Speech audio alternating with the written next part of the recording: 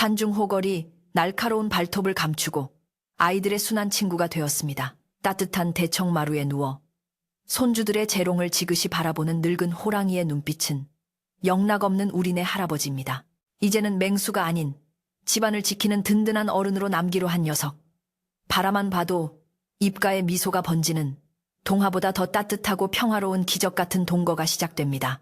옛날 아주 먼 옛날에 구름도 쉬어 넘는다는 높고 험한 산들이 병풍처럼 둘러쳐진 깊은 골짜기에 세상의 소란스러움과는 담을 쌓고 살아가는 작고 평화로운 마을이 하나 있었습니다.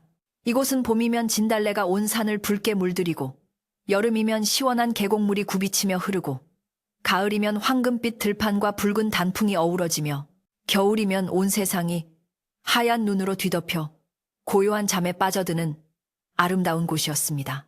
사람들은 해가 뜨면 밭으로 나가 땀 흘려 일하고 해가 지면 따뜻한 아랫목에 모여 앉아 도란도란 이야기를 나누며 욕심 없이 하루하루를 성실하게 채워가는 순박한 이들이 모여 사는 곳이었습니다. 마을 어귀에는 수백 년 묵은 느티나무 한 그루가 든든하게 서서 마을을 지키고 있었고 그 느티나무 아래를 지나 굽이굽이 이어진 흙길을 따라 올라가다 보면 마을 가장 높은 곳에 박씨 할머니가 홀로 사는 오래된 초가집이 한 채 자리 잡고 있었습니다. 세월의 흔적이 고스란히 묻어나는 그 집은 비록 낡고 허름해 보였지만 할머니의 알뜰살뜰한 손길 덕분에 언제나 정갈하고 따뜻한 기운이 감돌고 있었으며 마당 구석구석에는 할머니가 평생을 바쳐 갖고 온 텃밭과 장독대가 가지런히 놓여 있어 보는 이들의 마음을 푸근하게 만들어 주었습니다. 박씨 할머니는 허리가 조금 굽고 머리카락은 설이 내린 듯 하얗게 셌지만 여전히 정정하고 부지런하여 이른 새벽부터 밤늦게까지 잠시도 손을 놀리지 않고 집안일을 돌보는 분이었습니다. 할머니의 손은 거친 나무 껍질처럼 투박하고 마디가 굵어졌지만 그 손으로 짓는 밥은 세상에서 가장 구수하고 맛있는 냄새를 풍겼고 그 손으로 다듬은 나물은 쌉싸름하면서도 달큰한 맛이 일품이라 마을 사람들은 누구나 할머니의 손맛을 그리워하곤 했습니다. 할머니는 자식들을 모두 훌륭하게 키워 도시로 떠나보낸 뒤 남편이 먼저 세상을 떠난 빈자리를 묵묵히 지키며 홀로 이 오래된 집을 건사하고 있었습니다. 가을이 깊어가고 찬바람이 불기 시작하면 할머니의 하루는 더욱 분주해지는데 겨우내 사용할 땡감을 미리 준비하고 김장을 담그며 문풍지를 새로 바르는 등 월동 준비를 서둘러야 했기 때문입니다. 할머니는 뒷산에 올라가 마른 나뭇가지를 주워 모으고 밭에서 배추와 물을 뽑아 다듬으며 콩을 삶아 메주를 띄우는 등 힘든 일도 마다하지 않았고 그럴 때면 이마에 맺힌 땀방울을 훔치며 먼 하늘을 바라보곤 했습니다. 도시로 나간 자식들은 연로하신 어머니가 혼자 고생하는 것이 안쓰러워 겨울만이라도 도시 아파트에 와서 편하게 지내시라고 간곡히 청하곤 했지만 할머니는 고개를 가로저으며 한사코 거절하곤 했습니다. 내 집이 최고여. 낯선 곳에 가면 잠도 안 오고 밥맛도 없어. 내가 이 집을 비우면 귀신이 나올지도 모르니 나는 여기서 흙냄새 맡으며 살다가 갈란다. 할머니는 전화를 걸어오는 아들에게 이렇게 말하며 껄껄 웃었지만 수화기를 내려놓은 뒤에는 텅 빈 마루에 앉아 쓸쓸한 표정을 감추지 못하곤 했습니다. 사실 할머니가 이 집을 떠나지 못하는 진짜 이유는 단순히 익숙함 때문만이 아니라 집 구석구석에 배어있는 남편과의 추억과 어린 자식들이 뛰어놀던 행복했던 기억들을 두고 떠날 수가 없었기 때문이었으며 또한 대대로 내려온 이 집터와 마을을 지켜야 한다는 어떤 사명감 같은 것이 마음 깊은 곳에 자리 잡고 있었기 때문이기도 했습니다. 어느 날 오후 마을 이장댁이 갓 수확한 고구마를 한 바구니 들고 할머니 댁을 찾아와 할머니, 올해 겨울은 예년보다 훨씬 춥고 눈도 많이 온다고 하니 횟감이랑 먹을거리 단단히 챙기셔야겠습니다. 혹시 힘에 부치면 언제든지 저를 부르세요. 라고 걱정스럽게 말하며 마루에 걸터 앉았습니다. 할머니는 고구마를 받아들며 고마운 마음에 주름진 얼굴 가득 미소를 짓고는 이장, 고맙네. 내가 늙었어도 아직 내 몸 하나 건사할 힘은 남아있으니 너무 걱정 말게. 자네도 식구들 건사하느라 바쁠 텐데 이렇게 챙겨줘서 정말 고맙네. 라고 대답하며 따뜻한 보리차 한 잔을 내어주었습니다. 이장은 뜨거운 차를 후후 불어 마시며 잠시 숨을 돌리더니 조심스러운 목소리로 마을에 떠도는 흉흉한 소문에 대해 이야기를 꺼냈는데 요즘 윗마을 장터에 낯선 약초꾼들이 돌아다니는데 산짐승들이 마을로 내려온다는 둥, 밤에 이상한 울음소리가 들린다는 둥, 헛소문을 퍼뜨리고 다닌다니 할머니도 밤에는 문단속 철저히 하세요 라고 당부했습니다. 할머니는 그 말을 듣고 잠시 생각에 잠기더니 산짐승들도 먹을 것이 없으면 내려올 수야 있겠지만 우리 마을은 예로부터 산신령님이 지켜주는 곳이라 큰 해는 없을 걸세. 너무 불안해하지 말게. 라고 오히려 이장을 안심시키며 담담하게 말했습니다. 해가 서산으로 넘어가고 땅거미가 내려앉기 시작하면 산골 마을은 더욱 깊은 정적에 휩싸이게 되고 할머니의 집 주변은 오직 바람소리와 풀벌레 소리만이 가득 차게 되었습니다. 할머니는 저녁밥을 지어 조촐하게 상을 차려 먹고는 설거지를 마치고 방으로 들어와 호롱불 아래에서 바느질감을 잡거나 콩을 고르는 등 소일거리를 하며 긴긴 밤을 보내곤 했는데 가끔은 라디오에서 흘러나오는 노래를 흥얼거리며 적막함을 달래기도 했습니다. 창호지 문 밖에서 들려오는 바람소리가 거세질 때면 할머니는 문득문득 누군가 마당을 서성이는 듯한 느낌을 받기도 했지만 대수롭지 않게 여기며 하던 일에 집중하려 애썼습니다. 할머니의 집 뒤편에는 울창한 대나무 숲이 있어 바람이 불 때마다 사각거리는 소리가 났는데 그 소리는 마치 누군가가 속삭이는 소리처럼 들리기도 하고 때로는 옷자락이 스치는 소리처럼 들리기도 하여 묘한 분위기를 자아냈습니다. 옛날 어르신들은 그 대나무 숲에 집을 지키는 터주신이 살고 있다고 믿었기에 함부로 베거나 훼손하지 않았으며 할머니 역시 가끔 정화수 한 그릇을 떠놓고 집안의 평안을 빌곤 했습니다. 그날 밤도 바람이 심하게 불어 대나무들이 요란하게 울어댔고 할머니는 왠지 모를 불안감에 바느질을 멈추고 귀를 기울였지만 들리는 것은 오직 바람 소리뿐이라 다시 바늘을 움직였습니다. 다음 날 아침 할머니는 평소보다 일찍 눈을 뜨고 밖으로 나와 마당을 쓸기 시작했는데 밤새 내린 서리로 인해 하얗게 변한 장독대와 텃밭이 아침 햇살을 받아 눈부시게 반짝이고 있었습니다. 빗자루질을 하던 할머니는 대문 밖 길가에 찍힌 낯선 발자국을 발견하고는 걸음을 멈추었는데 그 발자국은 사람의 것 같기도 하고 짐승의 것 같기도 하여 고개를 갸웃거리게 만들었습니다. 이게 무슨 발자국일까? 멧돼지가 내려왔나? 아니면 고라니가 지나갔나?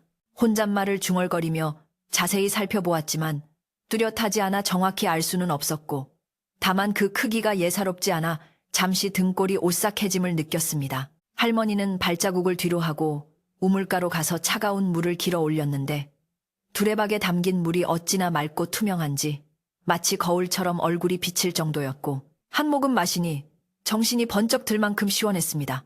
우물가에는 이끼 낀 돌들이 세월의 무게를 견디며 놓여 있었고 그 틈 사이로 이름 모를 들풀들이 끈질긴 생명력을 이어가고 있어 할머니는 그 작은 풀꽃들을 보며 자신도 모르게 미소를 지었습니다. 너희들도 이 추운 날씨에 살아보겠다고 애쓰는구나. 나도 힘을 내야지.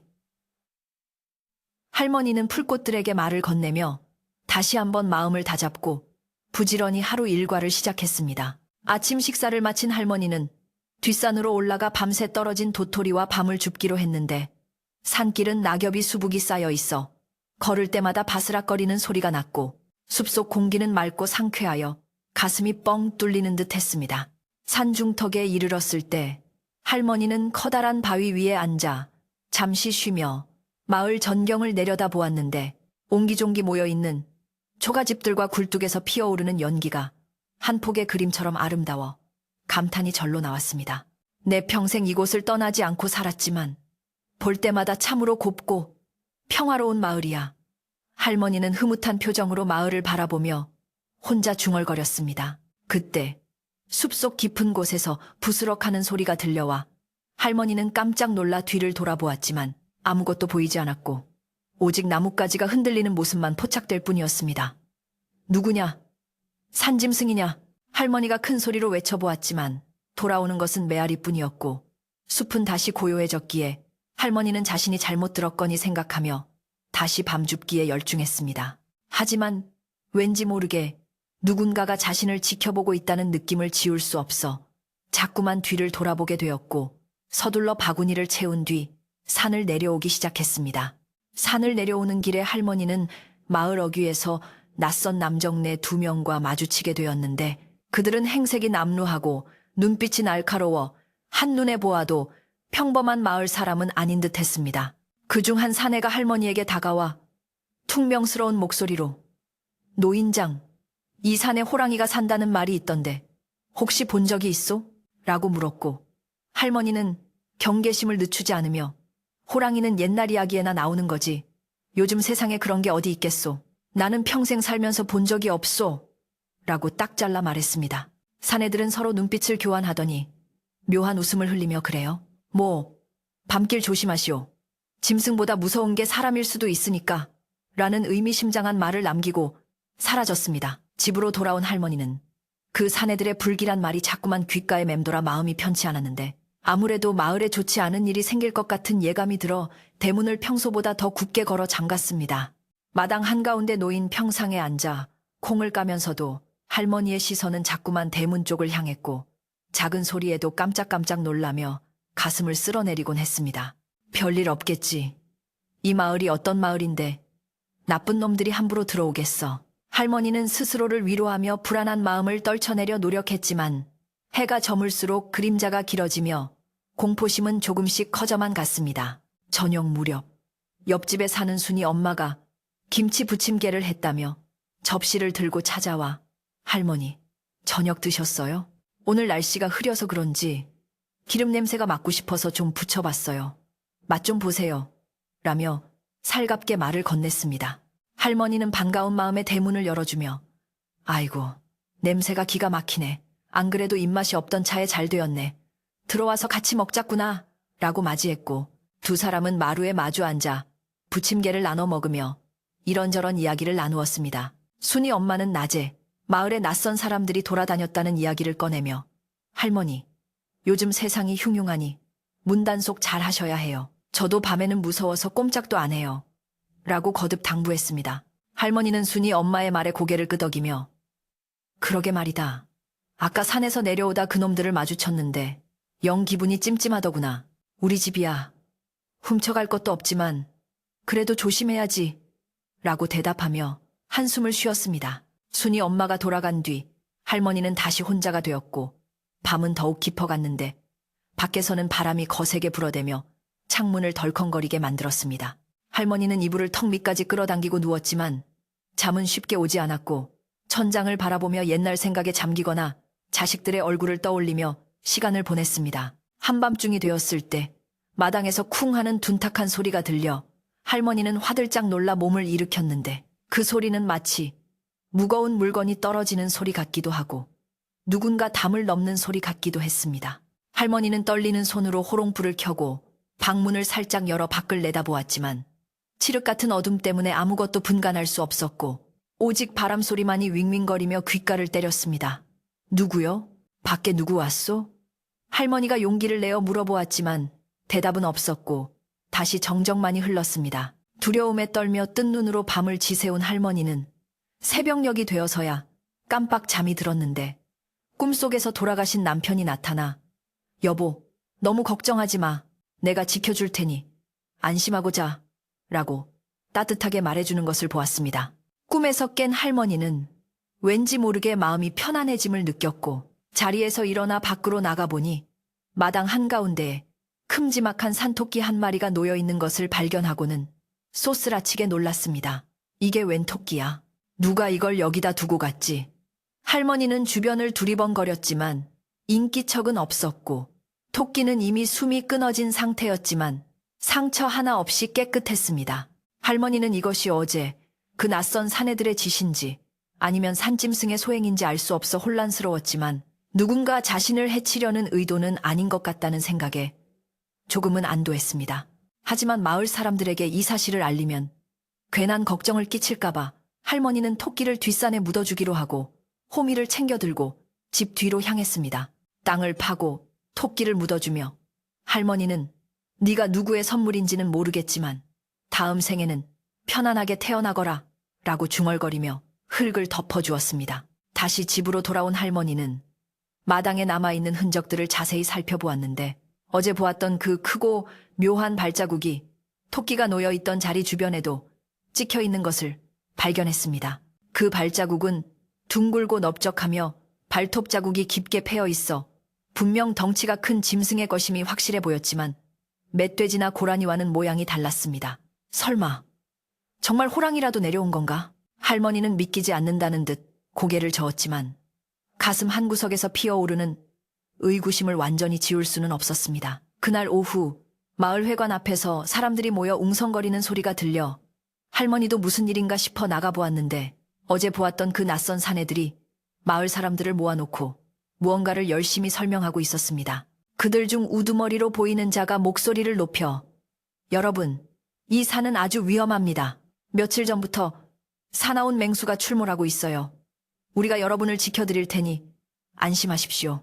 라고 떠들고 있었고 마을 사람들은 겁에 질린 표정으로 서로 수군거리고 있었습니다. 할머니는 그들의 말이 거짓임을 직감했지만 나서서 따질 용기는 나지 않아 멀리서 지켜보기만 했습니다. 그때 군중 속에서 마을의 가장 어른이신 김 촌장님이 지팡이를 짚고 앞으로 나서며 근엄한 목소리로 꾸짖으셨습니다. 이보시오 젊은이들. 우리 마을은 수백 년 동안 산신령님의 보살핌 아래 평화롭게 살아온 곳이오. 맹수가 나온다 한들 우리가 알아서 할 테니 썩 물러가시오. 촌장님의 호통에 사내들은 잠시 주춤하더니 이내 비릿한 미소를 지으며 후회하게 될 겁니다, 영감님. 이라고 빈정거린 뒤 슬금슬금 자리를 피했습니다. 할머니는 촌장님의 당당한 모습에 안도하면서도 저 사내들이 무슨 짓을 꾸미고 있을지 몰라 불안한 마음은 여전했습니다. 마을의 공기는 어제와는 사뭇 다르게 무겁고 차갑게 가라앉아 있었는데 낯선 사내들이 마을에 머물기로 했다는 소식이 전해지면서부터 평온했던 산골 마을에는 묘한 긴장감이 감돌기 시작했습니다. 그들은 마을 입구에 있는 주막에 짐을 풀고는 낮이면 335 짝을 지어 산을 오르내리거나 마을 안을 기웃거리며 무언가를 탐색하는 눈치였고 밤이 되면 늦은 시간까지 술판을 벌이며 고성방가를 일삼아 마을 사람들의 눈살을 찌푸리게 만들었습니다. 박씨 할머니는 그들의 행동거지가 영 마음에 들지 않아 바깥 출입을 삼가고 집안 단속에 더욱 신경을 썼지만 담장 너머로 들려오는 그들의 거친 목소리에 자꾸만 신경이 곤두서는 것은 어쩔 수 없었습니다. 어느 날 오후 할머니가 마당 한편에 널어놓은 시래기를 걷고 있는데 며칠 전 마을 회관 앞에서 보았던 그 우두머리 사내가 뻔뻔스러운 얼굴로 할머니네 살인문을 밀고 들어왔습니다. 그는 뒷짐을 지고 거만하게 마당을 휘둘러 보더니 허허, 집터 하나는 기가 막히게 잡았구만. 뒤로는 산이 병풍처럼 둘러싸고 앞으로는 마을이 훤히 내려다 보이니 명당이 따로 없네. 라며 감탄인지 빈정거림인지 모를 말을 내뱉었습니다. 할머니는 하던 일손을 멈추고 그를 빤히 쳐다보며 뉘신지 몰라도 주인 허락도 없이 남의 집에 함부로 들어오는 법이 어디 있소? 라고 점잖게 타이르듯 말했습니다. 사내는 할머니의 꾸지람에도 아랑곳하지 않고 비릿한 웃음을 흘리며 마루 끝에 걸터 앉더니 품 안에서 곰방대를 꺼내 물고는 짐짓 점잖은 척하며 본색을 드러내기 시작했습니다. 노인장, 내 말 오해하지 말고 들으시오. 이 집이 터는 좋지만 너무 낡고 외진 곳에 있어 노인 혼자 살기에는 위험하기 짝이 없소. 게다가 요즘 이 산에 험한 짐승이 날뛰고 있다는 소문 못 들었소? 그는 은근슬쩍 공포심을 자극하며 할머니의 반응을 살폈지만 할머니는 눈 하나 깜짝하지 않고 내 집 걱정은 내가 할 테니 쓸데없는 소리 말고 나가시오. 라고 단호하게 대꾸했습니다. 그러나 사내는 쉽게 물러설 기색이 아니었는데 그는 곰방대를 털며 목소리를 낮추어 은밀하게 제안을 하나 던졌습니다. 내가 서울에서 온 약초상인데 우리 상단에서 이곳에 귀한 약초 창고를 하나 지을까? 하오, 노인장이 이 집을 우리에게 넘기신다면 시세보다 2배, 아니 3배는 더 쳐드릴 테니 그 돈 가지고 도시에 있는 자식들한테 가서 편하게 여생을 보내는 게 어떻겠소? 사내의 눈빛은 탐욕으로 번들거렸고 그의 말 속에는 할머니를 위한 척하지만 실상은 이 집터를 빼앗으려는 검은 속내가 뻔히 들여다 보였습니다. 할머니는 사내의 제안이 기가 차고 어이가 없어 헛웃음을 터뜨리며 여보시오, 돈이면 다 되는 줄 아는가 본데 이 집은 내 남편과 평생을 함께 일구고 자식들을 키워낸 내 분신과도 같은 곳이오. 억만금을 준다 해도 팔 생각 추워도 없으니 헛물 켜지 말고 당장 나가시오. 라고 호통을 쳤습니다. 할머니의 서리빨 같은 호령의 사내는 잠시 주춤하는 듯 했으나 이내 표정을 싹 바꾸고 험악한 인상을 쓰며 자리에서 일어났습니다. 좋은 말로 할 때 듣는 게 좋을 거요. 늙은이가 고집 부리다가 짐승 밥이 되어도 나는 모르오. 사내는 저주에 가까운 말을 남기고 뇌 하고 침을 뱉은 뒤 대문을 박차고 나갔는데 그의 뒷모습을 바라보는 할머니의 가슴은 분노와 서글픔으로 방망이질 쳤습니다. 세상에 어찌 저리도 막돼 먹은 인간들이 있을꼬. 조상님들이 물려주신 이 땅을 투기꾼들 손에 넘길 수는 없지.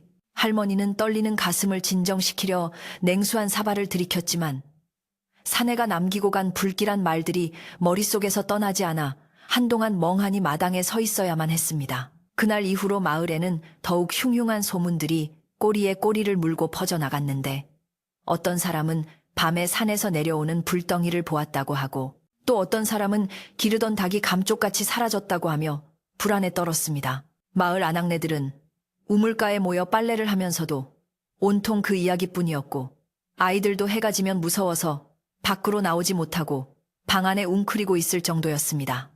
할머니는 이런 분위기가 모두 그 약초상들이 꾸며낸 짓임을 직감했지만 순진한 마을 사람들은 그들의 간교한 혀놀림에 속아 넘어가 점차 공포에 잠식되어 가고 있었습니다.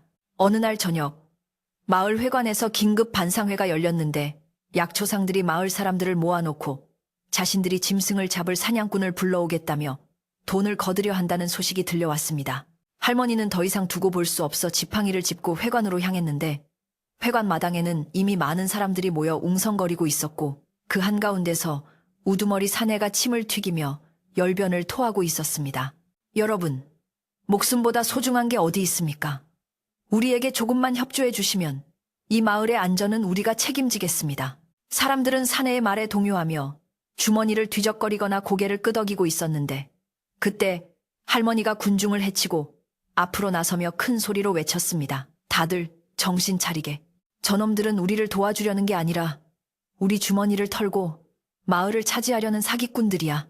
할머니의 갑작스러운 등장에 장내는 순간 찬물을 끼얹은 듯 조용해졌고 사람들의 시선은 일제히 할머니와 사내에게로 쏠렸습니다. 사내는 당황한 기색이 역력했지만 곧바로 표정을 수습하며 아니, 이 할망구가 노망이 났나? 우리가 누군지 알고 함부로 입을 놀려?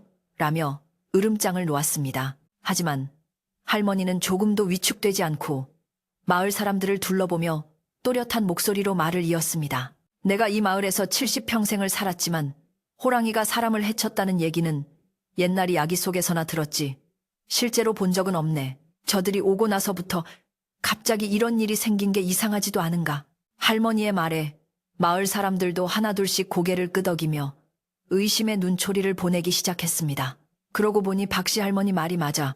저 사람들이 오기 전까진 아무 일도 없었잖아. 분위기가 불리하게 돌아가자 사내는 얼굴을 붉히며 할머니에게 다가와 위협적인 태도를 취했는데 그때 마을 어르신인 김 촌장님이 헛기침을 하며 중재에 나섰습니다. 박씨 할머니 말씀이 틀린 게 없네. 자네들은 외지인 주제의 마을 일에 너무 깊이 관여하려 들지 말고 조용히 지내다 가게. 우리 마을 일은 우리가 알아서 할 테니. 촌장님의 위험 있는 한마디에 사내들은 씩씩거리며 물러날 수밖에 없었지만 그들의 눈에는 도끼가 서려 있어 언제 또 무슨 짓을 저지를지 모를 일이었습니다. 반상회가 끝나고 집으로 돌아오는 길 할머니의 발걸음은 천근만근 무거웠는데 비록 마을 사람들 앞에서 큰 소리를 쳤지만 홀로 집에 돌아와 마주할 어둠과 적막이 두려웠기 때문이었습니다.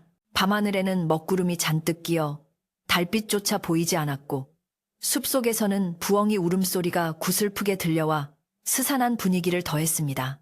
할머니는 서둘러 대문을 걸어 잠그고 방으로 들어와 이불을 덮었었지만 밖에서 들려오는 작은 소리에도 귀를 기울이며 긴장의 끈을 놓을 수 없었습니다. 그날 밤 할머니가 선잠에 들었을 때쯤 마당에서 와장창하고 무언가 깨지는 소리가 들려 할머니는 소스라치게 놀라 잠에서 깼습니다.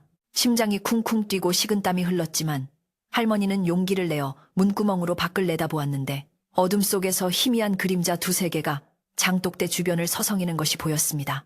그들은 짐승이 아니라 분명 두 발로 걷는 사람이었고 손에는 몽둥이 같은 것을 들고 장독을 깨뜨리거나 담장을 허물며 난동을 부리고 있었습니다. 저 천벌을 받을 놈들. 할머니는 그들이 낮에 보았던 약초상 패거리임을 단번에 알아차리고 분노가 치밀어 올랐지만 늙은 몸으로 저들과 맞서 싸울 수는 없어 발만 동동 구를 뿐이었습니다. 그들은 일부러 큰 소리를 내며 공포 분위기를 조성하고 마치 짐승이 다녀간 것처럼 현장을 조작하고 있는 것이 분명했습니다. 할머니는 두려움 속에서도 놈들의 만행을 똑똑히 지켜보며 날이 밝으면 촌장님께 이 사실을 알리리라 다짐했습니다. 그때 갑자기 집 뒤편 대나무 숲에서 크으릉하는 낮고 굵은 으르렁 소리가 들려왔는데 그 소리는 땅을 울릴 만큼 묵직하고 위압감이 있어 듣는 이의 오금을 저리게 만들었습니다.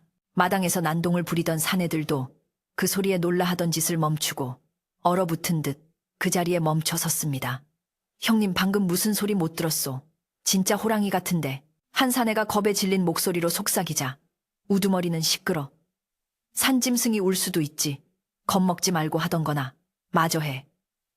라고 핀잔을 주었지만 그의 목소리도 미세하게 떨리고 있었습니다. 그러나 그 소리는 한 번으로 그치지 않고 더욱 가깝고 크게 들려왔는데 이번에는 대나무 숲이 심하게 흔들리며 무언가 거대한 것이 다가오는 기색이 역력했습니다. 그와 아앙, 천지를 진동하는 호랑이의 포효가 밤하늘을 찢을 듯이 울려 퍼지자 사내들은 혼비백산하여 들고 있던 몽둥이도 내팽개치고 대문 밖으로 주랭랑을 쳤습니다.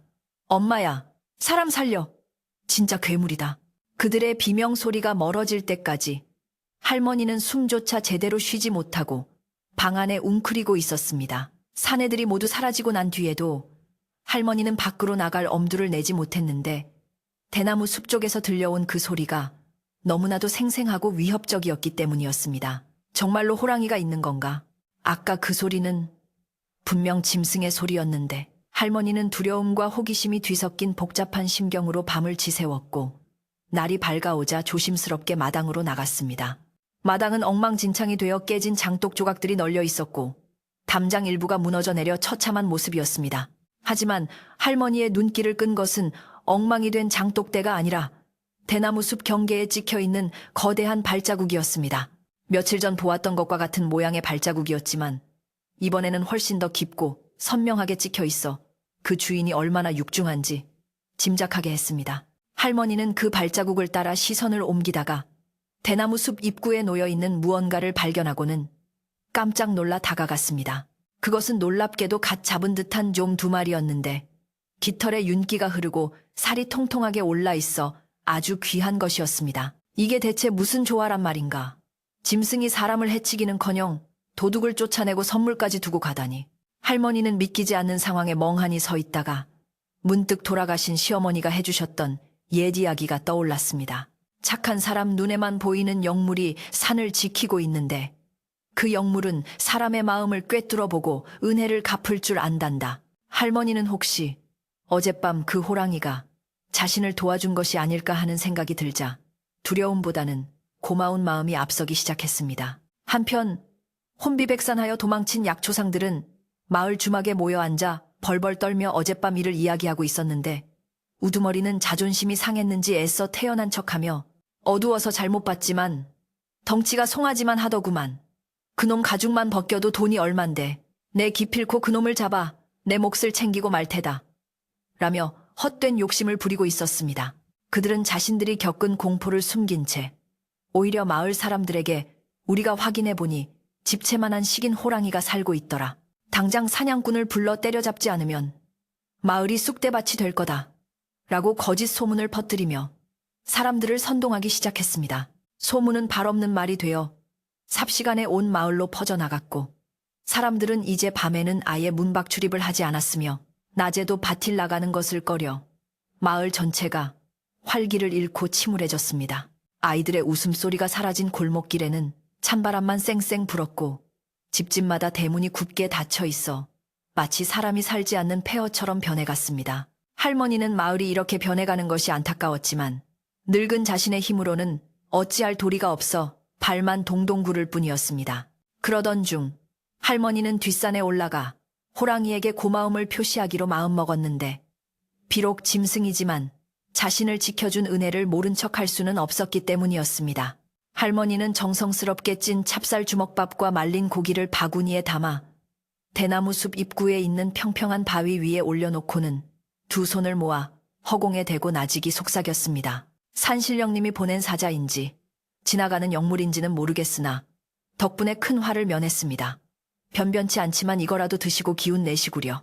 할머니가 기도를 마치고 돌아서려는데 숲속 깊은 곳에서 부스럭거리는 소리가 들려왔고 나뭇가지 사이로 누런 털을 가진 짐승의 형체가 얼핏 보였습니다. 할머니는 깜짝 놀라 숨을 죽이고 지켜보았는데 그 형체는 서서히 모습을 드러내더니 이내 바위 쪽으로 다가왔습니다. 그것은 정말로 집채만한 호랑이였는데 털은 윤기를 잃어 푸석푸석하고 걸음걸이는 다소 절뚝거리는 것이 늙고 병든 기색이 역력했습니다. 하지만 그 눈빛만은 깊고 그윽하여 마치 사람의 마음을 꿰뚫어 보는 듯했습니다. 호랑이는 할머니를 공격하려는 기색 없이 바위 위에 놓인 음식을 냄새 맡더니 배가 고팠는지 허겁지겁 먹어치우기 시작했습니다. 할머니는 그 모습을 보며 두려움보다는 왠지 모를 측은지심이 들어 저도 모르게 많이 배고팠구나, 천천히 먹어라, 체할라 라고 말을 건넸습니다. 호랑이는 음식을 다 먹고 나서 할머니 쪽을 잠시 쳐다보더니 고개를 꾸벅 숙이는 듯한 신역을 하고는 다시 숲속으로 사라졌습니다. 그 순간 할머니는 확신했습니다. 이 호랑이는 마을을 해칠 짐승이 아니라 외롭고 늙어 쉴 곳을 찾아 내려온 가여운 생명이라는 것을. 하지만 마을의 상황은 점점 더 악화되어 약초상들이 불러들인 전문 사냥꾼들이 총과 덫을 들고 마을에 도착했습니다. 그들은 험상궂은 인상을 하고 마을 곳곳을 누비며 호랑이의 흔적을 찾기 시작했고 할머니의 집 주변에도 덫을 놓으려 하여 할머니와 실랑이를 벌이기도 했습니다. 내 집 앞에는 덫 같은 거 놓지 마시오. 죄 없는 짐승 잡아서 뭐 하려고 그러오? 할머니가 거세게 항의했지만 사냥꾼들은 할망구, 죽고 싶지 않으면 비키시오. 우린 돈 받은 만큼 일하는 사람들이오. 라며 할머니를 밀치고 강제로 덫을 설치했습니다. 할머니는 덫에 걸려 피 흘릴 호랑이를 생각하니 가슴이 미어지는 듯 아팠고 밤마다 잠을 이루지 못하고 밖을 내다보며 호랑이가 오지 않기를 간절히 빌었습니다. 그러나 운명은 얄궂게도 눈이 펑펑 쏟아지는 어느 밤 사냥꾼들과 약초상들이 작당하여 할머니 집을 포위하고 호랑이를 유인할 미끼로 쓰겠다며 할머니를 마당으로 끌어내는 사태가 벌어졌습니다. 이 늙은이를 미끼로 쓰면 그놈이 냄새를 맡고 올 거다. 오늘 밤에 끝장을 보자. 그들의 광기 어린 눈빛에 할머니는 공포에 떨며 비명을 질렀습니다. 밤하늘에서는 마치 하늘에 구멍이라도 난 듯 하얀 눈송이가 펑펑 쏟아져 내리고 있었는데 그 눈발은 매섭게 불어닥치는 바람을 타고 춤을 추며 온 세상을 하얗게 뒤덮어가고 있었습니다.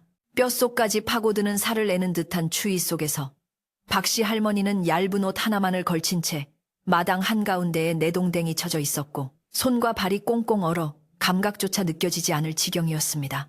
할머니의 하얀 머리카락 위에는 차가운 눈이 내려앉아 녹지도 못한 채 쌓여만 갔고 거친 숨을 몰아쉴 때마다 하얀 입김이 피어올라 공중으로 흩어지곤 했습니다. 잔인한 약초상과 사냥꾼들은 마루 밑과 장독대 뒤에 몸을 숨긴 채 총구를 겨누고 숨죽여 기다리고 있었는데 그들의 눈빛은 탐욕과 살기로 번들거려 마치 굶주린 짐승보다 더 흉측해 보였습니다. 우두머리 사내는 추위를 이기려는 듯 연거푸 독한 술을 들이켜며 비릿한 웃음을 흘리고는 낮은 목소리로 늙은이가 얼어 죽기 전에 놈이 나타나야 할 텐데 호랑이 가죽 하나면 우리 팔자가 핀다 라고 중얼거렸습니다. 그들에게 있어 사람의 목숨 따위는 안중에도 없었고 오로지 호랑이를 잡아 얻게 될 돈과 명예만이 머릿속을 가득 채우고 있는 것이 분명했습니다. 할머니는 공포와 추위에 떨면서도 마음속으로는 간절히 빌고 또 빌었는데 제발 오지 마라. 이놈들아 너를 죽이려고 작정을 했다. 절대 여기 오면 안 된다. 라고 속으로 외치며 눈물을 흘렸습니다. 자신이 죽는 것은 두렵지 않았으나 며칠 전 자신에게 은혜를 베풀었던 그 영물이 인간의 욕심 때문에 희생되는 것을 참아 볼 수 없었기 때문이었습니다. 눈물은 볼을 타고 흐르다 이내 차가운 바람에 식어버렸지만 할머니의 호랑이를 향한 애틋한 마음만은 그 어떤 추위로도 얼릴 수 없을 만큼 뜨겁게 타오르고 있었습니다. 그 시각 마을 사람들은 밖에서 들려오는 웅성거림과 비명소리에 잠을 설치고 있었는데 누구 하나 선뜻 밖으로 나오지 못하고 문구멍으로 동태를 살피며 불안에 떨고 있었습니다. 김 촌장님은 더 이상 참을 수 없어 지팡이를 짚고 대문을 나서려 했으나 며느리가 옷자락을 붙잡으며 아버님, 나가시면 안 됩니다. 저 사람들은 보통 내기가 아니에요. 해코지라도 당하시면 어쩝니까? 라고 울며 말렸습니다. 촌장님은 분통을 터뜨리며 지팡이로 바닥을 내리쳤지만 며느리의 간곡한 만류와 가족들의 안위를 생각하여 차마 발길을 떼지 못하고 마루를 서성거릴 뿐이었습니다. 시간이 얼마나 흘렀을까?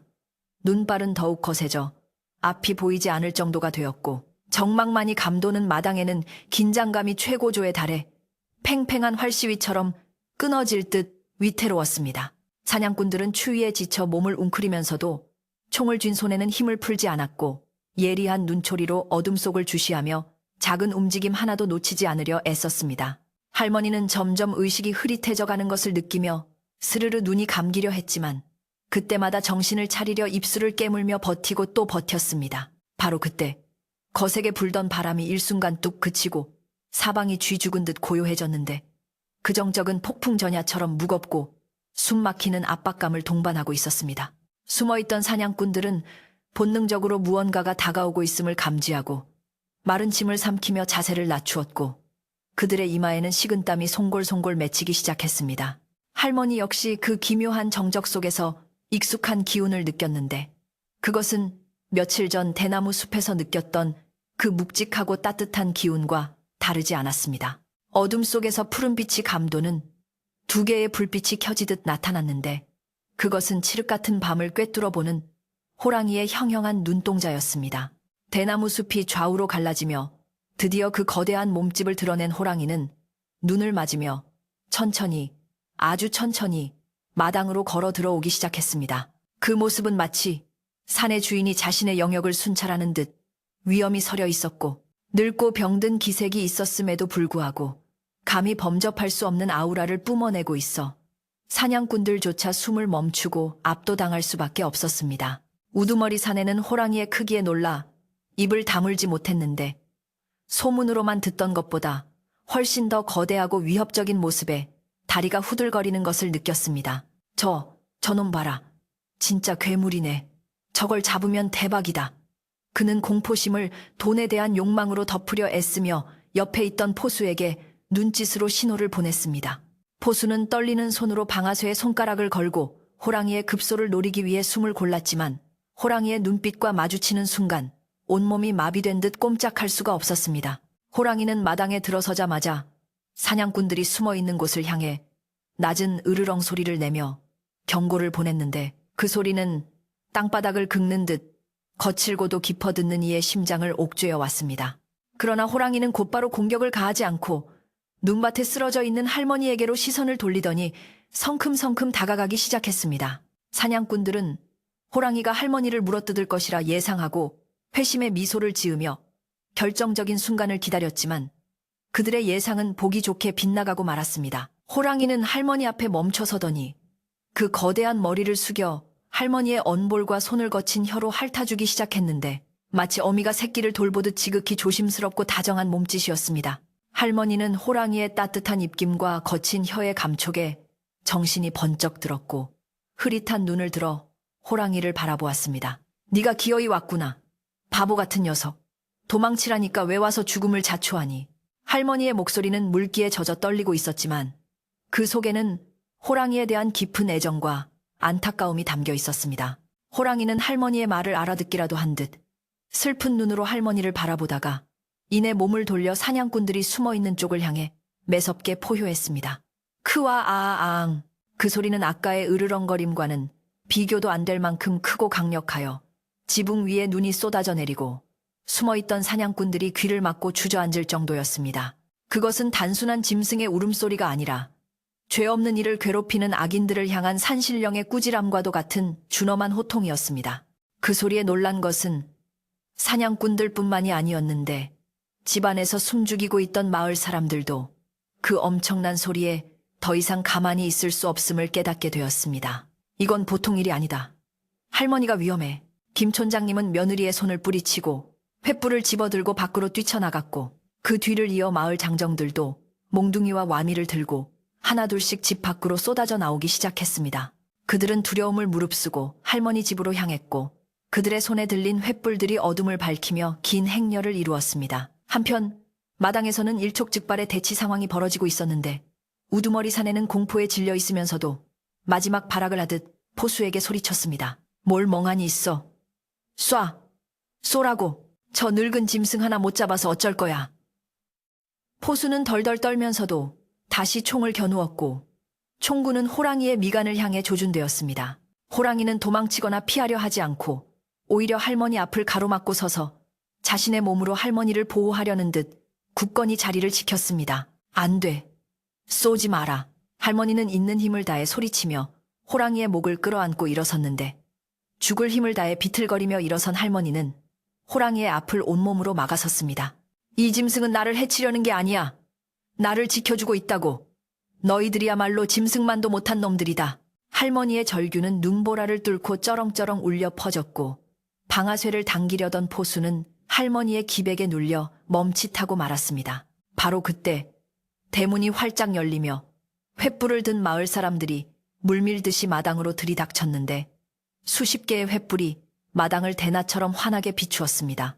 마을 사람들은 눈앞에 펼쳐진 광경을 보고 경악을 금치 못했는데 집채만한 호랑이가 할머니 뒤에 얌전히 서 있고 할머니가 두 팔을 벌려 호랑이를 보호하고 있는 모습은 실로 믿기 힘든 장면이었습니다.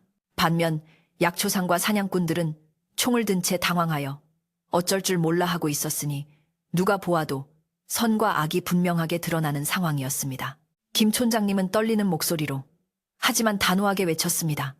이게 무슨 해괴한 짓거리들인가. 죄 없는 할머니를 미끼로 쓰고 영무를 죽이려 하다니 천벌이 두렵지도 않은가.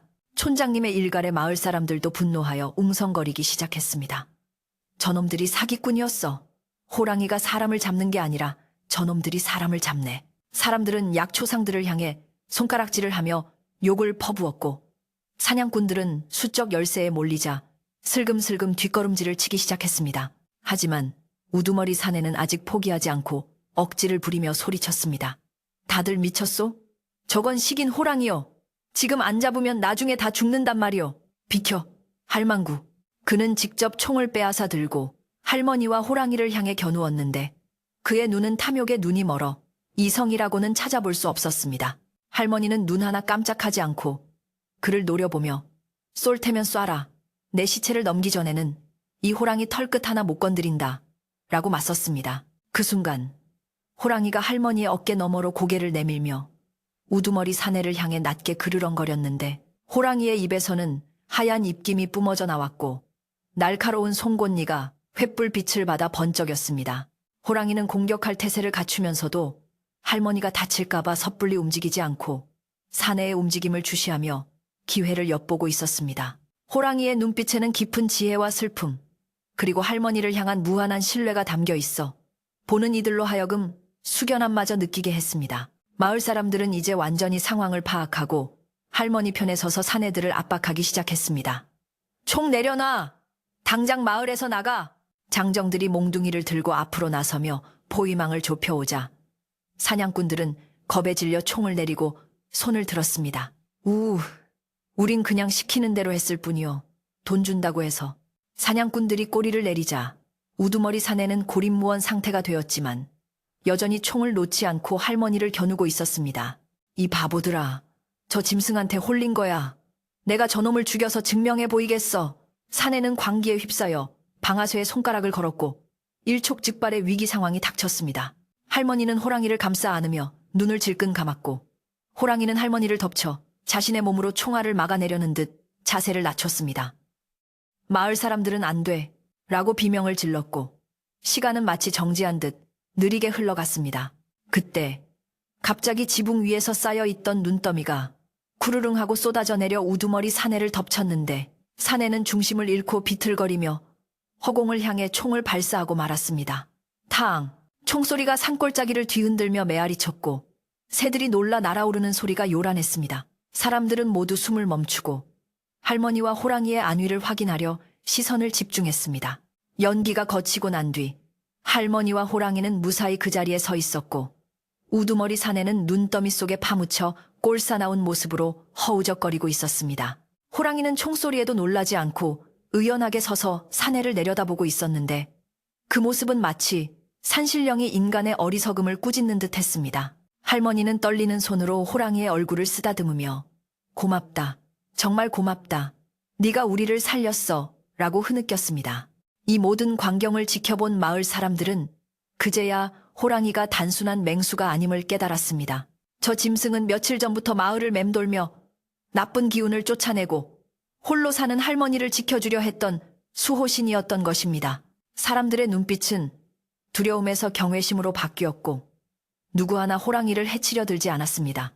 오히려 그들은 자신들이 사기꾼들의 말에 속아 영무를 오해했던 것을 부끄러워하며 고개를 숙였습니다. 이제 진실은 명백해졌습니다. 마을을 위협했던 것은 산속의 호랑이가 아니라 인간의 탈을 쓴 탐욕스러운 장사꾼들이었습니다. 할머니는 횃불을 든 마을 사람들을 향해 돌아보며 호랑이의 목을 감싸 안은 채 당당하게 말했습니다. 보시오. 이 짐승이 나를 해쳤소? 아니요. 이 짐승은 나를 살렸소. 진짜 짐승은 저 눈구덩이 속에 있는 저놈들이요. 할머니의 외침은 깊은 산골 마을의 밤하늘에 울려 퍼지며 사람들의 가슴 속에 깊은 울림을 주었습니다. 총소리가 메아리쳐 사라진 산골 마을의 밤하늘에는 다시금 무거운 정적이 찾아왔는데 이번에는 공포가 아닌 엄숙함이 감돌고 있었습니다. 눈더미 속에 처박힌 채 신음하고 있는 약초상 우두머리와 겁에 질려 바들바들 떨고 있는 사냥꾼들을 둘러싼 마을 사람들의 눈빛은 그 어느 때보다 차갑고 매서웠습니다. 그동안 이들의 거짓말에 속아 이웃을 의심하고 불안에 떨었던 시간들이 주마등처럼 스쳐 지나가자 사람들의 가슴 속에서는 배신감과 분노가 들불처럼 번져 올랐습니다. 김 촌장님은 지팡이로 땅을 쿵쿵 내리치며 내 이놈들 하늘이 무섭지도 않느냐. 감히 산신령님이 보살피는 이 마을에서 이런 폐악질을 부리다니 하고 호통을 쳤는데 그 소리가 어찌나 큰지 우두머리 사내는 감히 고개조차 들지 못했습니다. 사냥꾼들은 살기 위해 서로의 죄를 떠넘기기 급급했는데 한 포수가 무릎을 꿇고 빌며 다급하게 입을 열었습니다. 촌장님, 저희는 아무것도 모릅니다. 저 약초상이란 작자가 호랑이 가죽이 비싸다고 꼬드겨서 온 것입니다. 할머니 집터가 명당이라 그걸 뺏으려고 일부러 호랑이 소문을 냈다고 자기 입으로 말했습니다요. 그 말에 마을 사람들은 경악을 금치 못하며 웅성거렸고 할머니는 기가 막히다는 듯 혀를 찼습니다. 결국 호랑이가 사람을 해친다는 것은 저들이 꾸며낸 새빨간 거짓말이었고 진짜 목적은 할머니의 집과 땅 그리고 호랑이 가죽에 있었던 추악한 탐욕이었음이 만천하에 드러나는 순간이었습니다. 김 촌장님은 더 이상 들을 가치도 없다는 듯 손을 내저으며 단호하게 명령을 내렸습니다. 여봐라, 당장 이놈들을 마을 밖으로 끌어내라. 다시는 이 근처에 얼씬도 못하게 단단히 혼쭐을 내주어라. 마을 청년들은 기다렸다는 듯이 달려들어 약초상과 사냥꾼들의 뒷덜미를 낚아채고 그들이 가져온 짐 보따리를 밖으로 내동댕이 쳤습니다. 아이고, 잘못했습니다. 한 번만 용서해 주십시오. 놈들이 울며불며 매달렸지만 이미 돌아선 마을 사람들의 마음을 돌리기에는 너무 늦어버렸습니다. 청년들은 그들을 마을 입구까지 끌고 가 눈길 위로 내쫓았고 그들은 뒤도 돌아보지 못하고 어둠 속으로 도망치듯 사라져버렸습니다. 악인들이 사라지고 난 마당에는 다시 평화가 찾아왔지만 사람들은 섣불리 움직이지 못하고 마당 한가운데 웅크리고 앉아있는 호랑이를 주시했습니다. 호랑이는 사내들이 사라진 쪽을 잠시 응시하다가 이제 모든 위험이 사라졌다고 판단했는지 긴장을 풀고 푸르르하며 거친 숨을 내쉬었습니다. 가까이서 본 호랑이의 모습은 멀리서 보았을 때의 위압감과는 사뭇 달랐는데 군데군데 털이 빠져 있고 뼈가 앙상하게 드러나 보일 정도로 야위었으며 한쪽 귀는 찢어져 있어 지난 세월의 풍파를 짐작하게 했습니다. 그것은 무시무시한 괴물이 아니라 그저 늙고 지친 그리고 따뜻한 온기를 그리워하는 거대한 고양이처럼 보였습니다. 할머니는 호랑이의 목을 놓지 않고 여전히 꼭 껴안은 채 부드러운 손길로 헝클어진 털을 빗겨주며 나직이 속삭였습니다. 욕봤다 욕봤어. 저 못된 놈들 때문에 네가 얼마나 놀랐겠니. 이제 괜찮다. 다 끝났다. 할머니의 목소리에는 깊은 애정과 안도감이 묻어 있었고 호랑이도 그 손길이 싫지 않은 듯 가만히 눈을 감고 할머니의 어깨에 머리를 기대었습니다. 그 모습은 마치 오랜 세월을 함께 해온 가족처럼 자연스럽고 애틋해 보여 지켜보는 마을 사람들의 코끝을 찡하게 만들었습니다. 사람들은 그제야 비로소 손에 들고 있던 몽둥이와 횃불을 내려놓고 경계심을 완전히 허물기 시작했습니다. 김 촌장님이 조심스럽게 할머니 곁으로 다가와 호랑이를 찬찬히 뜯어보다가 무릎을 탁 치며 탄성을 질렀습니다. 허허, 이제 보니 이 녀석, 내가 어릴 적부터 어르신들께 이야기로만 듣던 그 외눈박이 호랑이의 후손이 아닌가 싶구먼. 이마에 있는 저 임금, 왕, 자문이가 예사롭지 않아. 촌장님의 말에 사람들도 호기심 어린 눈으로 호랑이를 자세히 살펴보았는데 과연 호랑이의 이마에는 선명한 무늬가 새겨져 있었고 눈빛은 깊고 영롱하여 범상치 않은 기운을 풍기고 있었습니다. 맞아요. 옛날에 우리 마을에 큰 불이 날 뻔했을 때 짐승 울음소리로 사람들을 깨워 구해줬다던 그 호랑이 이야기랑 딱 들어맞네요. 마을 사람들은 자신들이 영무를 몰라보고 죽이려 했다는 사실에 부끄러움을 느끼며 하나둘씩 호랑이 앞으로 다가와 고개를 숙였습니다. 미안하네. 산군산주님. 우리가 어리석어 귀한 분을 몰라 뵀네. 한 아주머니는 울먹이며 사과의 말을 건넸고 아이들도 부모님 뒤에 숨어서 호랑이를 빼꼼히 쳐다보며 할머니 호랑이야. 안 무서워? 라고 속삭였습니다.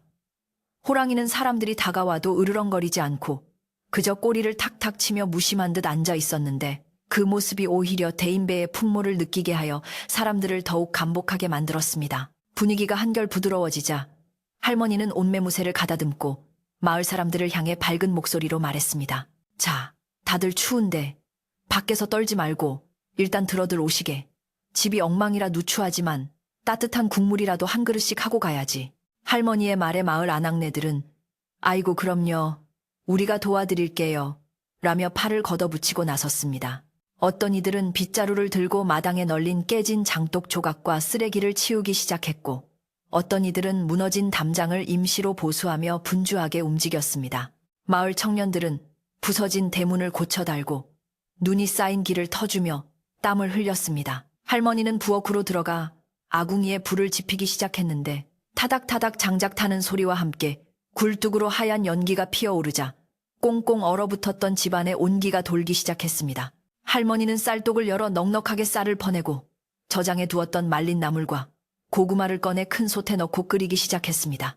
구수한 밥 냄새와 달콤한 고구마 익는 냄새가 마당 가득 퍼져나가자 사람들의 얼굴에는 비로소 웃음꽃이 피어났고 긴장으로 굳어있던 몸과 마음이 눈 녹듯 사르르 풀려나갔습니다.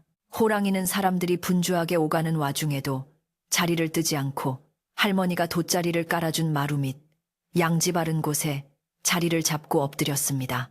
촌장님은 마루에 걸터앉아 곰방대에 불을 붙이며 호랑이를 흐뭇하게 바라보았는데 거참, 호랑이랑 한 집에서 밥을 먹게 될 줄이야. 내 평생 이런 일은 처음이네. 라며 허허 웃었습니다. 아이들은 처음에는 무서워하다가 호랑이가 얌전하다는 것을 알고는 조금씩 거리를 좁혀오더니 급기야 용기 있는 녀석 하나가 호랑이 꼬리를 살짝 만져보고는 우와, 진짜 부드러워! 라고 소리쳤습니다. 호랑이는 귀찮다는 듯 귀를 한번 팔락거렸을 뿐 아이를 해치려 하지 않았습니다. 어느덧 밥상이 차려지고 마을 사람들은 마루와 방 안에 옹기종기 모여 앉아 뜨끈한 시래기죽과 찐 고구마를 나누어 먹었습니다. 추위에 떨었던 탓인지 아니면 마음이 놓여서인지 음식 맛은 꿀맛 같았고 여기저기서 후루룩 소리와 함께 감탄사가 터져나왔습니다. 할머니는 커다란 함지박에 고기와 죽을 듬뿍 담아 식히더니 마루 밑에 있는 호랑이에게 가져다 주었습니다. 자, 너도 많이 먹어라. 이게 다 네 복이다. 호랑이는 할머니가 내어준 음식을 허겁지겁 먹지 않고 점잖게 혀로 핥아 먹으며 예의를 갖추는 듯 했습니다. 식사를 하며 사람들은 자연스럽게 이야기 보따리를 풀었는데 화제는 단연 오늘 밤의 영웅인 호랑이였습니다. 아까 그 약초꾼 놈이 총 쏘려고 할 때 이 녀석이 할머니 앞을 딱 막아서는데 내 심장이 원는 줄 알았다니까. 그러게 말이야. 짐승도 은혜를 아는데 하물며 사람이 은혜를 모르면 쓰나. 사람들은 호랑이의 용맹함과 의리를 칭송하며 그동안 오해했던 미안함을 털어놓았습니다. 또한 할머니가 그동안 혼자 얼마나 무섭고 외로웠을지 헤아리며 앞으로는 마을 사람들이 돌아가며 할머니를 살피자고 약속하기도 했습니다. 밤이 깊어갈수록 방 안의 공기는 따뜻해졌고 창호지 문 밖으로 비치는 달빛은 눈 쌓인 마당을 은은하게 비추었습니다. 촌장님은 옛날 이야기를 하나 꺼내셨는데 내 할아버지한테 들은 얘긴데 옛날에 이 산에 호랑이 한 마리가 살았는데 길 잃은 나그네를 업어서 마을까지 데려다 줬다더군. 아마 이 녀석이 그 호랑이의 손주벌은 될 거야. 라며 호랑이와 마을의 깊은 인연을 강조했습니다. 사람들은 고개를 끄덕이며 호랑이를 더 이상 낯선 짐승이 아닌 마을의 일원인 이웃으로 받아들이기 시작했습니다.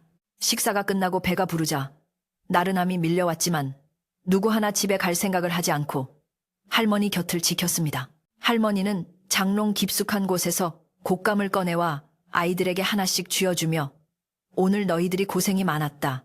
이거 먹고 무서운 기억은 싹 잊어버려라. 라고 다독였습니다.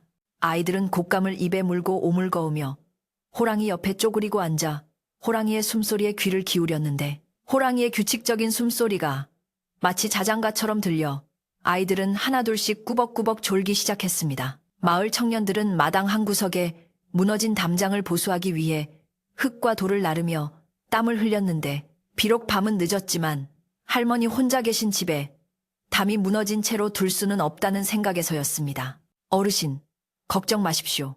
내일 날 밝으면 저희가 제대로 다시 쌓아드리겠습니다. 오늘은 일단 바람만 맞게 해놓겠습니다. 청년들의 듬직한 말에 할머니는 눈시울을 붉히며 고맙네, 정말 고맙네. 내가 인복은 타고난 모양이야. 라고 거듭 감사를 표했습니다. 이웃 간의 정이 메말라가던 시절, 위기를 통해 다시금 확인된 마을의 단합은 그 무엇보다 값진 선물이었습니다. 한바탕 소동이 지나간 뒤 마을 사람들은 슬슬 집으로 돌아갈 채비를 했습니다. 촌장님이 먼저 일어나시며 박씨 할머니, 오늘 밤은 푹 주무시오. 저 든든한 산군이 지키고 있으니 도둑은커녕 귀신도 얼씬 못할 거요. 라고 덕담을 건넸습니다. 사람들은 떠나면서 호랑이에게도 산군님, 잘 자요. 우리 마을 잘 부탁해. 라며 인사를 건네는 것을 잊지 않았습니다. 호랑이는 떠나는 사람들을 향해 작게 크릉 소리를 내며 배웅하는 듯한 모습을 보였고 그 모습에 사람들은 다시 한번 미소를 지으며 발길을 돌렸습니다. 마지막 이후까지 대문을 나서자 집안은 다시 고요해졌지만 예전의 그 쓸쓸하고 적막한 고요함과는 달랐습니다. 마당에는 사람들의 따뜻한 발자국이 가득 찍혀 있었고 부엌에는 아직 온기가 남아 있었으며 무엇보다 마루 밑에는 든든한 친구가 숨쉬고 있었기 때문입니다. 할머니는 마루에 앉아 호랑이의 등을 쓰다듬으며 밤하늘을 올려다보았는데 구름이 거친 밤하늘에는 별들이 보석처럼 총총히 박혀 반짝이고 있었고 둥근 달이 환하게 비추어 눈 덮인 산골 마을을 축복하는 듯 했습니다. 할머니는 호랑이에게 조용히 말을 걸었습니다. 네가 갈 곳이 없다면 굳이 산으로 돌아가지 않아도 된단다. 이 집은 넓고 방도 많으니 네가 있고 싶은 만큼 있어도 좋아. 내 밥 먹을 때 내 밥 숟가락 하나 더 얹으면 그만이니 부담 갖지 말고. 호랑이는 할머니의 마음을 알았는지 커다란 머리를 할머니의 무릎에 비비며 애교를 부렸습니다. 거친 야생의 본능을 내려놓고 평온을 찾은 호랑이의 눈망울은 그 어느 때보다 맑고 순수해 보였고 할머니는 그런 호랑이가 안쓰러우면서도 사랑스러워 한참을 그렇게 앉아 있었습니다. 이제 할머니의 집은 더 이상 홀로 사는 노인의 외로운 처소가 아니었습니다. 세상의 편견과 오해를 넘어선 두 존재가 서로의 온기에 기대어 쉬는 따뜻한 보금자리가 되었습니다. 밤바람이 대나무 숲을 흔들며 지나갔지만 그 소리는 더 이상 귀신 소리처럼 들리지 않았고 오히려 호랑이의 코골이 소리와 어우러져 평화로운 이중주를 연주하는 듯 했습니다. 할머니는 낡은 이불을 하나 꺼내 호랑이의 등 위에 덮어주며 춥지? 오늘 밤은 여기서 자고 내일은 내가 방 하나를 치워주마 라고 말했습니다. 호랑이는 따뜻한 이불에 감촉이 좋은지 몸을 둥글게 말고 깊은 잠에 빠져들 준비를 했습니다. 그 평화로운 모습을 지켜보던 할머니도 하품을 하며 방으로 들어갔고 호롱불을 끄고 자리에 누웠습니다. 밖에서 들려오는 호랑이의 숨소리가 마치 든든한 자장가처럼 들려와 할머니는 그 어느 때보다 편안한 마음으로 눈을 감을 수 있었습니다. 폭설이 내린 뒤 더욱 맑아진 공기 속에서 산골 마을의 밤은 그렇게 깊고 따뜻하게 저물어 갔습니다. 유난히도 길고 험난했던 겨울밤이 지나고 마침내 산골 마을에도 새로운 아침 해가 떠올랐습니다. 밤새 내리던 눈은 거짓말처럼 뚝 그쳤고 구름 한 점 없는 파란 하늘에서는 눈부신 햇살이 쏟아져 내려 온 세상이 은가루를 뿌려놓은 듯 반짝이고 있었습니다. 박씨 할머니는 찌뿌둥한 몸을 일으켜 방문을 열었는데 밤새 문틈을 막아주던 든든한 그림자가 사라진 것을 보고 순간 가슴이 철렁 내려앉았습니다. 갔나 보구나. 그래, 산짐승이 산에서 살아야지. 사람 사는 곳이 오죽 답답했을까. 할머니는 섭섭한 마음을 애써 감추며 마당으로 나섰지만 텅 빈 마루 밑을 바라보는 눈길에는 아쉬움이 가득했습니다. 그런데 부엌 쪽에서 달그락하는 소리가 들려가 보니 세상에나 호랑이가 부엌 아궁이 앞에 웅크리고 앉아 남아있는 온기를 쬐고 있는 것이 아니겠습니까? 녀석은 할머니를 보자마자 커다란 하품을 한번 하더니 기지개를 켜며 느릿느릿 일어났습니다. 할머니는 그 모습이 너무나 반갑고 기특하여 달려가 호랑이의 목을 끌어안으며 아이고, 이 녀석아, 간 줄 알고 깜짝 놀랐잖니. 배고프지? 밥 먹자. 라며 엉덩이를 팡팡 두들겨 주었습니다. 호랑이는 마치 제 집 안방인 양꼬리를 살랑거리며 할머니 뒤를 졸졸 따라다녔는데 그 덩치에 어울리지 않는 애교가 여간 귀여운 것이 아니었습니다. 그날 이후로 호랑이는 아예 할머니 집을 자신의 거처로 삼아 눌러앉게 되었는데 낮에는 마당 평상이나 양지 바른 장독대 위에 벌러덩 누워 낮잠을 즐기고 밤이 되면 대청마루 밑이나 부엌 아궁이 앞에서 잠을 청했습니다. 처음에는 호랑이를 무서워하던 마을 사람들도 며칠이 지나도록 호랑이가 닭 한 마리 해치지 않고 얌전하게 지내는 것을 보자 점차 경계심을 풀고 친근하게 대하기 시작했습니다. 마을 사람들은 오가며 산군님, 잘 주무셨소? 오늘 볕이 참 좋지요. 하며 말을 건네기도 하고 밭에서 캔 고구마나 감자를 쪄서 가져다 주기도 했습니다. 신기한 일은 호랑이가 마을에 자리를 잡은 뒤부터 마을의 멧돼지나 고라니 같은 산짐승들이 얼씬도 하지 않게 된 것이었습니다. 예전에는 수확철만 되면 멧돼지가 내려와 밭을 쑥대밭으로 만들어 놓기 일쑤였는데 산중의 왕인 호랑이 냄새가 마을 전체에 배어 있어서인지 날짐승조차 피해갈 정도로 마을은 평온해졌습니다. 덕분에 마을 사람들은 마음 놓고 농사를 지을 수 있었고 수확량도 예전보다 훨씬 늘어 웃음꽃이 떠날 날이 없었습니다. 사람들은 이 모든 것이 할머니와 호랑이 덕분이라며 고마워했고 호랑이를 마을의 수호신이자 복덩이로 여기게 되었습니다. 할머니는 호랑이에게 누렁이라는 다소 촌스럽지만 정겨운 이름을 지어주었는데 처음에는 감히 산군님께 개 이름을 붙이다니 하며 펄쩍 뛰던 촌장님도 나중에는 호랑이의 누런 털과 순한 눈망울을 보며 허허, 듣고 보니 썩 잘 어울리는구먼 하며 인정하고 말았습니다. 누렁아, 밥 먹자. 할머니가 부엌에서 소리치면 뒷산에서 어슬렁거리던 호랑이가 쏜살같이 달려와 꼬리를 흔드는 모습은 영락없는 집 지키는 강아지와 다를 바가 없었습니다. 녀석은 늙어서 이빨도 시원치 않고 사냥 실력도 예전 같지 않았지만 할머니가 차려주는 밥을 먹으며 여생을 편안하게 보내는 것에 만족하는 듯 했습니다. 겨울이 깊어가고 한방눈이 펑펑 쏟아지는 날이면 할머니의 집은 동네 사랑방으로 변했습니다.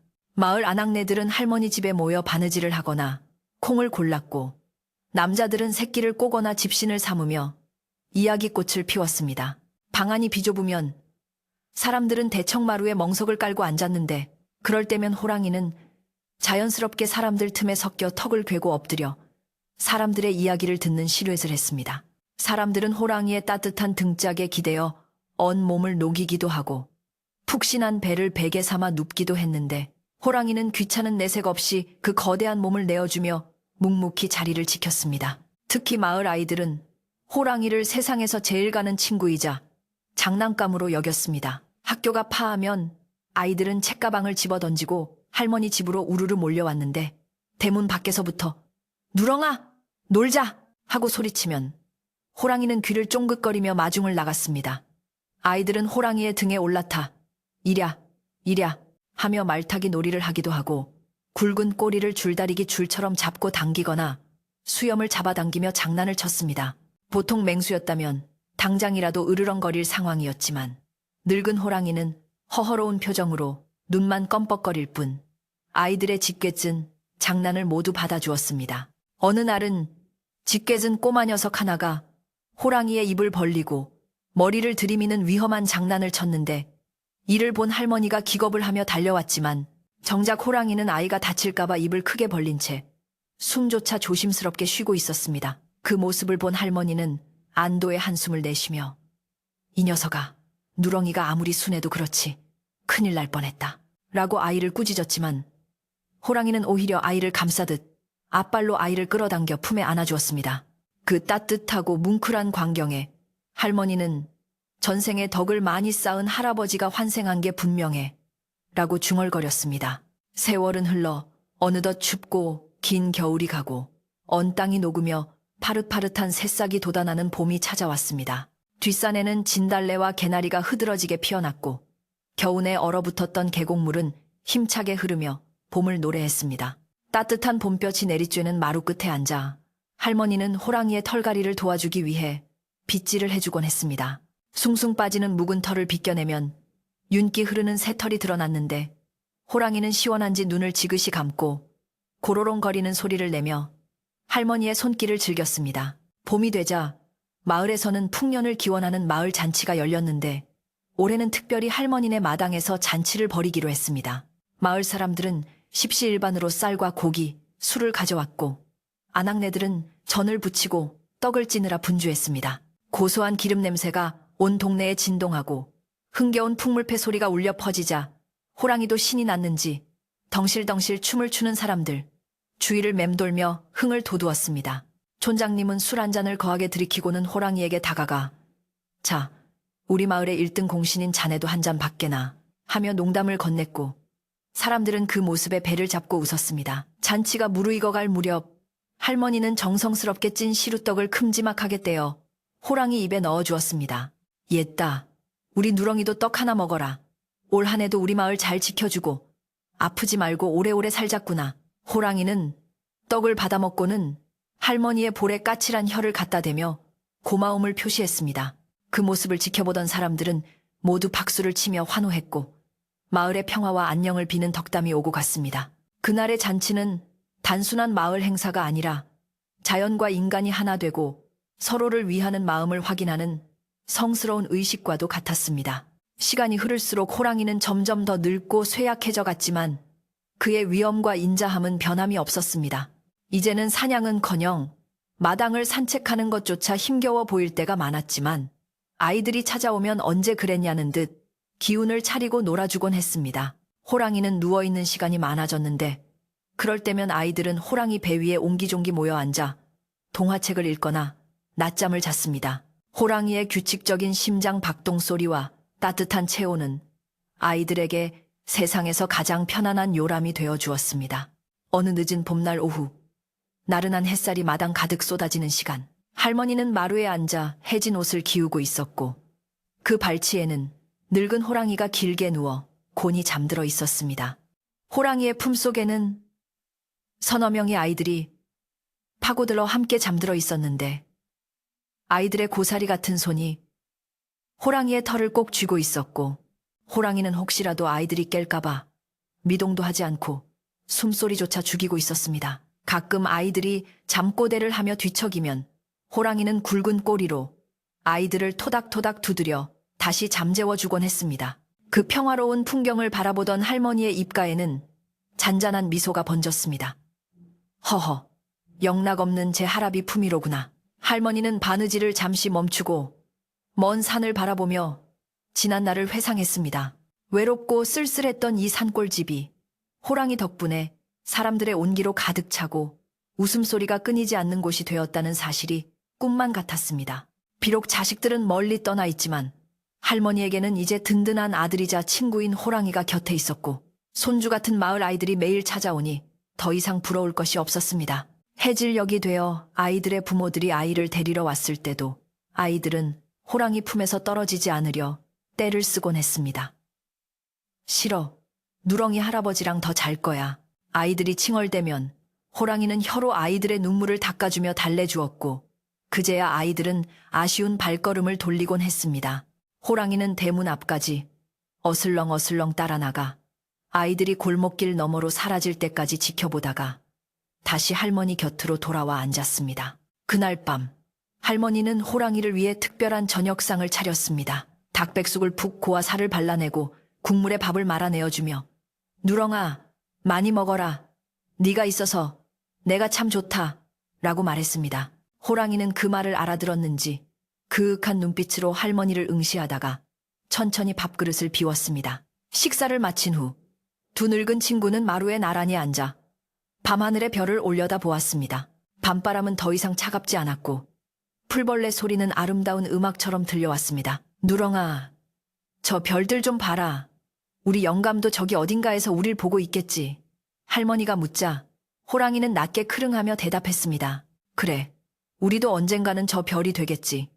그때까지 우리 서로 의지하며 재미나게 살자꾸나. 할머니는 호랑이의 목덜미를 쓰다듬으며 약속했고, 호랑이도 할머니의 손등에 머리를 기대며 화답했습니다. 산골 마을의 밤은 깊어가고, 낡은 초가집에서는 따뜻한 불빛이 새어나와 어둠을 밝히고 있었습니다.